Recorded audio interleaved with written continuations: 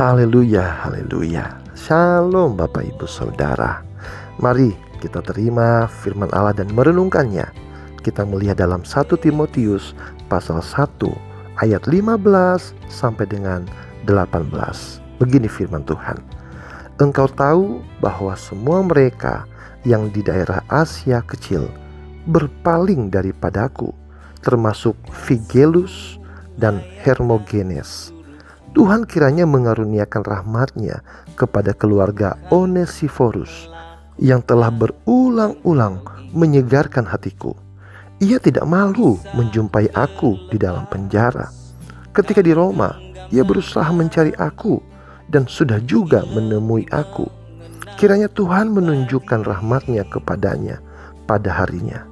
Betapa banyaknya pelayanan yang ia lakukan di Efesus. Engkau lebih mengetahuinya daripada aku.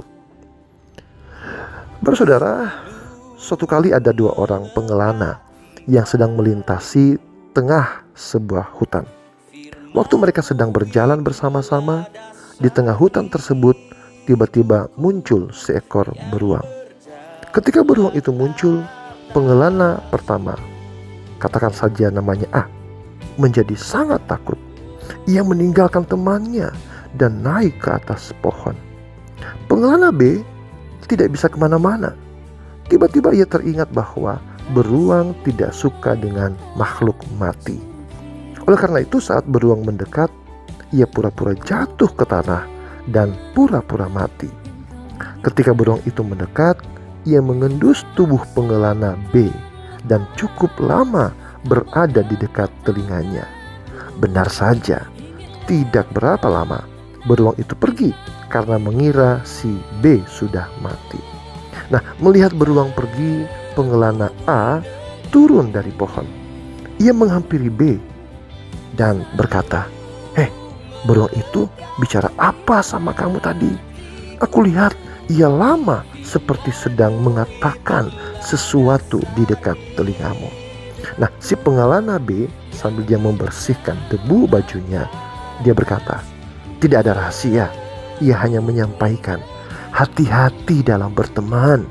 Jangan berteman dengan orang yang tidak mempedulikan engkau." Nah, saudara, si pengelana B mengatakan itu karena si A meninggalkannya dan naik ke pohon. Bapak saudara, sebagai makhluk sosial, kita tidak bisa hidup seorang diri. Kita membutuhkan orang lain, teman, rekan kerja, dan sahabat. Pertanyaannya, bagaimana kita menjadi sahabat, teman, dan rekan kerja yang baik? Di dalam firman Tuhan tadi, ada satu hal mendasar dan utama yang perlu kita lakukan. Jangan tinggalkan sahabat, teman, atau rekan kerjamu ketika mereka mengalami kesulitan atau keterpurukan. Bapak saudara, Paulus sedang mengalami pergumulan saat menulis surat kepada Timotius. Ia dipenjara dan banyak orang meninggalkannya. Mungkin salah satu alasannya karena malu, tapi keluarga Onesiforus justru tidak meninggalkannya. Mereka berusaha menemui Paulus dan menguatkannya.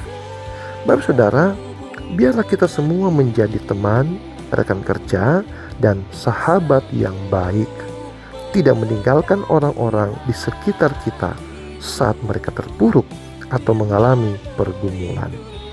Amsal 17 ayat 17 berkata begini, "Seorang sahabat menaruh kasih setiap waktu dan menjadi seorang saudara dalam kesukaran." Bapak saudara, mari bersama-sama menjadi sahabat, teman, dan rekan kerja yang baik di dalam kehidupan ini. Tuhan Yesus memberkati. Shalom.